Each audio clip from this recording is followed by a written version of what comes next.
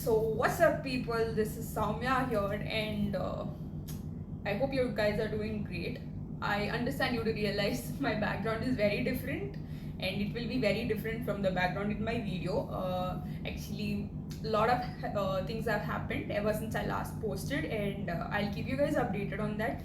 But the point of today's video is I thought you would guys, you guys are preparing to go to IBS and I thought you guys would want to know a lot about how things are there. You want to know about a lot of things, and like I get a lot of DMs, and a lot of these questions are very common. So I thought I'd just make a video and help you guys out with these topics, and I hope the video is helpful to you. I hope it is informative, and please do keep in mind that I shot this video a long back ago, and also I shot it in the middle of the night, so I am very tired and I don't have much energy in the video. So please excuse me for that. I hope you enjoy the video and I'll see you soon. Bye.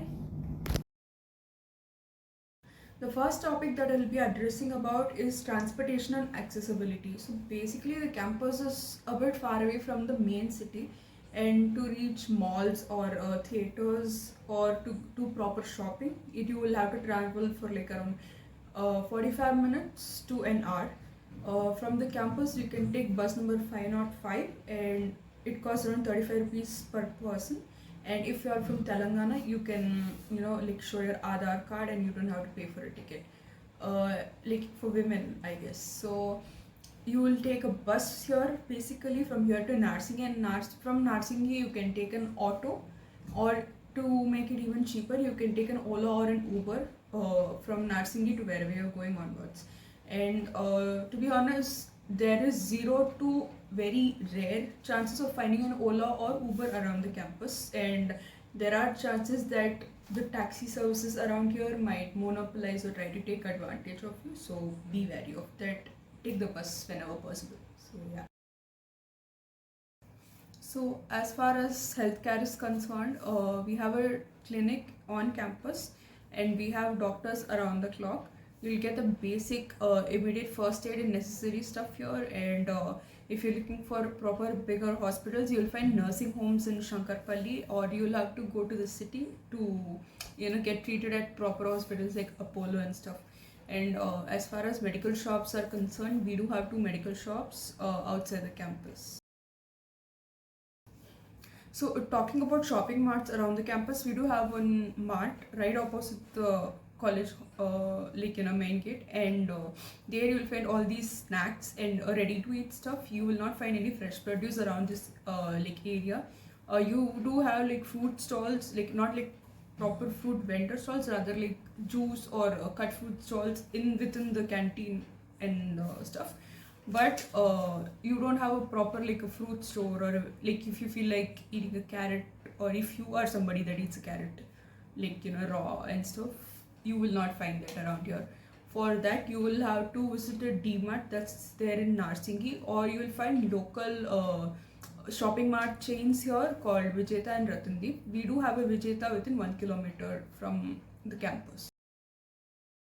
Talking about online delivery, Swiggy, Zepto, Blinkit, Zomato, these things do not work in this area. We do have big basket services though, but it will take 1 day's time for our order to come reach us. And Amazon, Myntra, Nykaa, like what do you call it? Meesho, Flipkart, they all do deliver here.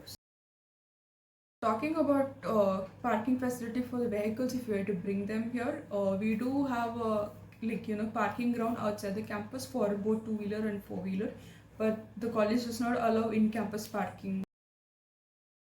Talking about hostels, like I've said in my previous video, we have 3 hostels for the time being, which is QRS, G block, and also B1 and B2. So basically I live in QRS. This is my room. QRS is just the room and a balcony, and G block is room, balcony, and the washroom attached. And the B1 and B2 is it's like a flat, and you'll have like around 8 housemates live together, and you have in a particular rooms have washrooms within them.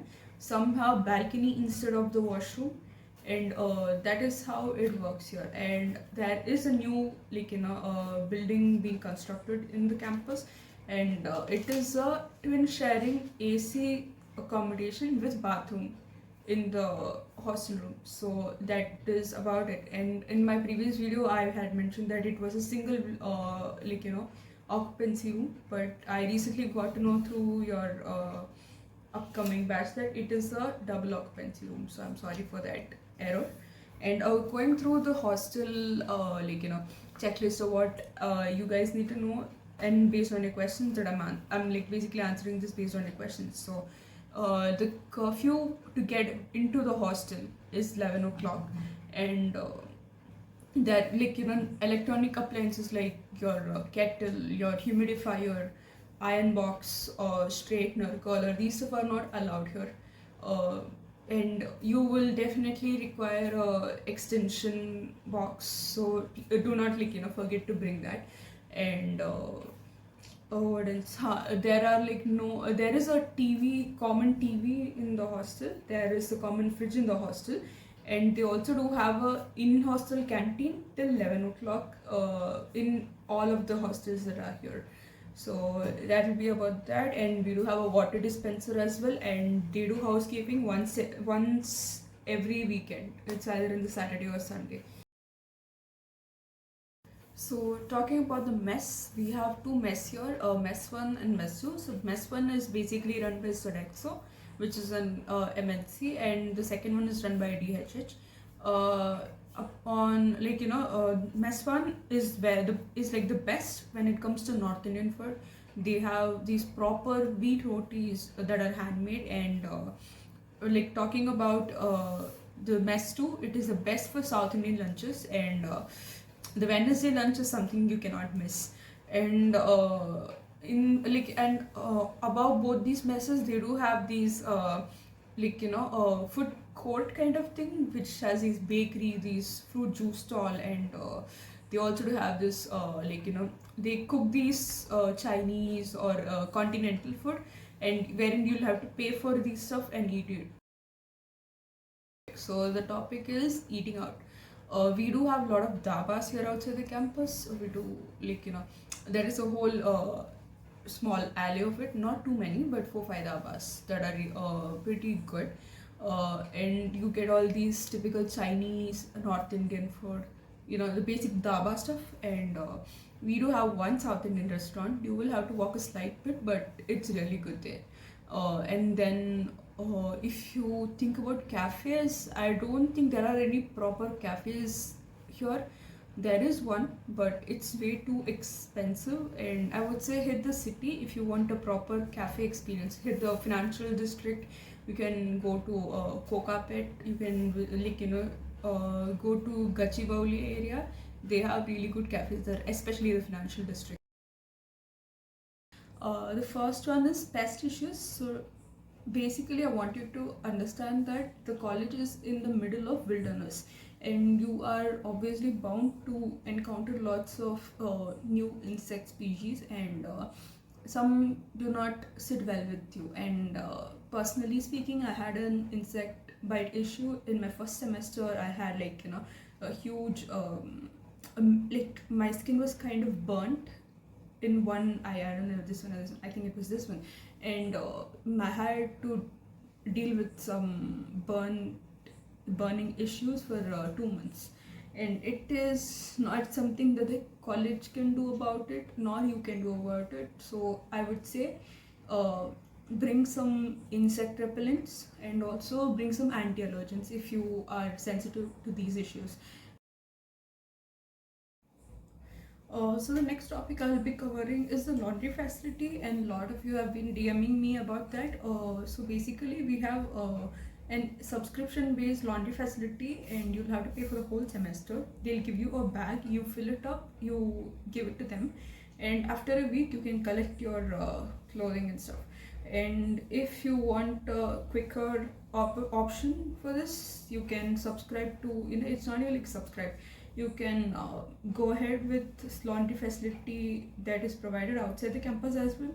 They come and collect your stuff and they go in like specified time periods. And third option is you basically wash it yourself. We do not have any washing machines in the campus.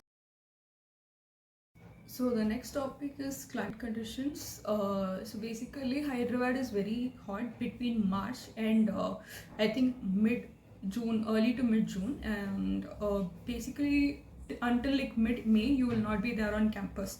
You will be like completing your SIP period during the time, and when like for the initial part of June, you will be spending most of your day in the academic block, which is completely air conditioned, so you will not have to actually face the heat during the day, but at night you have no other option. And also during winter, especially for people who are specifically from southern states like me from Tamil Nadu, you will find it very cold here in Hyderabad, so I would advise that you take prior measures before coming back from the first semester's holiday. So yeah. Talking about the entertainment options around the campus, we have a lot of sports arenas around this area. You will obviously have to take a taxi or a auto here. It is like 10 kilometers, 15 kilometers away from here, but there are a few around this area. And talking about theaters and malls, you will have to go to Gachibowli to enjoy them. Be it DLF, Food Street or whatever. You'll have to travel away from here. So talking about the salon facility, we do have in-campus salons in the girls and guys hostel, but if you're like expecting a proper salon experience, then I would suggest you look into salons like in Kokapet and in Gachibowli area. And also please make sure that you look into the price listing of all these salons before you set foot into them, because there is a huge chance that you'll be charged a like exorbitant amount at the end of your service. So talking about the curfews, basically the curfew time to get into the campus is 9 p.m. You'll have to be inside the campus. If you're late without permission, you'll have to pay a fine depending upon what the authorities levy. And the curfew to get into the hostel is 11 o'clock. So there has been a lot of confusion regarding this, so I'm just making it clear to you. You can take a walk, do whatever you want within the campus until 11 o'clock, but you should be inside the campus by 9 o'clock. So as for the next part, I'll be getting into the other serious topics. So I hope that you pay more attention to this, and if you have any questions or if you require further clarifications, please feel free to hit me up. So the first topic is placements. About placement, yeah, देखो, it is all about the market. Okay, this year particularly has been the best for marketing and HR students, whereas like for our senior batch, they found it a bit hard for the HR group, despite HR having like a very small number of people.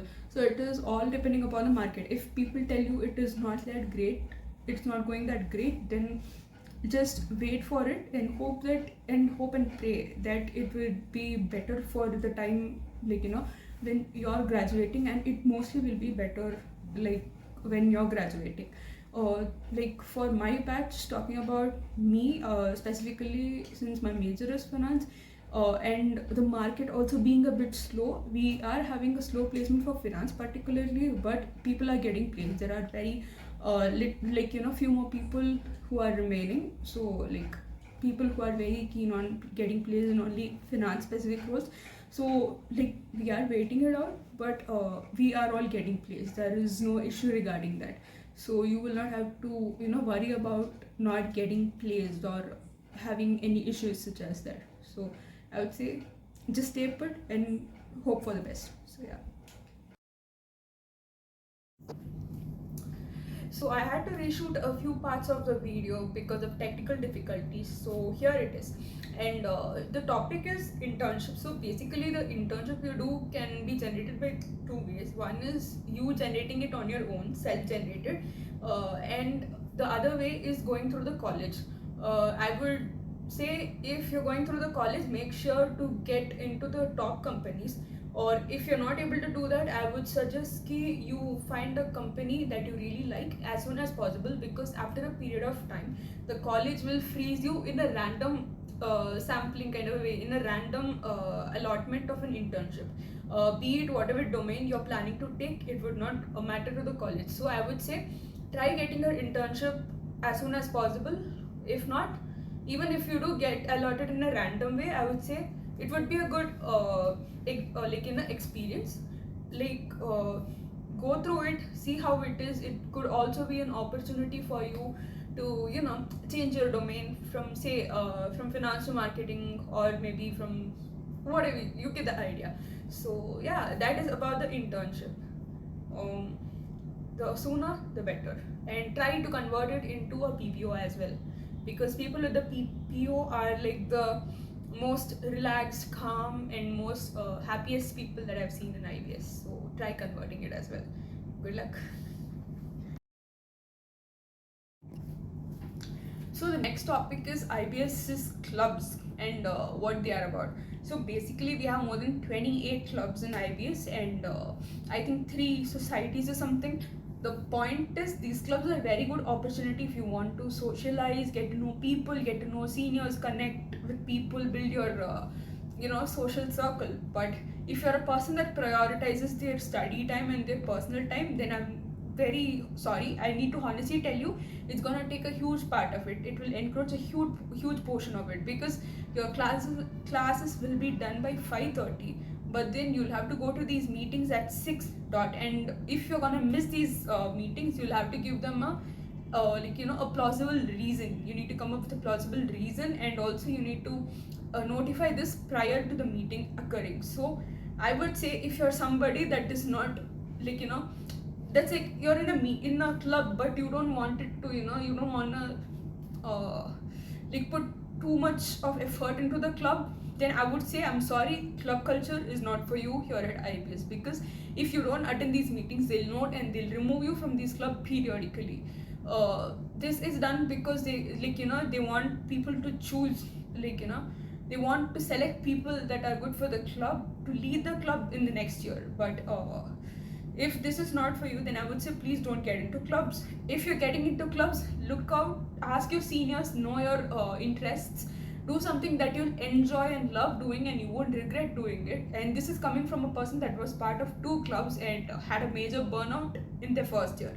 So I would say, think it over, not once, not twice, thrice. Talk to people and then get into it before committing, and don't take more than 1 or 2 clubs. That is things that are of your interest, and not just randomly a club. So yeah.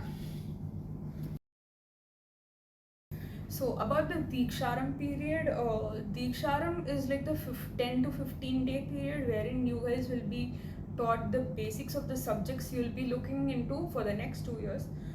So the staff will try teaching you about accounting, finance, about marketing, HR, and whatnot. This is basically to help the people from diverse backgrounds. Like if you're an engineering student, or if you're from law background, if you're from humanities, you need to have an idea on what you're going to deal with, right? So to help you get acquainted with that, these 10-15 days are used for that. And I would say, please do attend this if possible, unless you're gonna miss it out because of your undergraduate semester exams. Unless or until then, please do not miss this out. Even if you are from the commerce background, I would say you will require this. You need that brush up to help you, to look forward to the classes. And your actual MBA classes, they start only after your Diksharam sessions are over. So until then, you will be, coached in these basics of your Diksharam. I mean, the basics of your commerce subjects. And if you want reference notes for these are basically subjects you studied in your 11th, 12th, and in your college, undergraduate college, for your BCom and your commerce groups. So I would say if you have a sibling who's doing commerce right now, get their textbooks, or if you have your old textbooks, use them to look into them.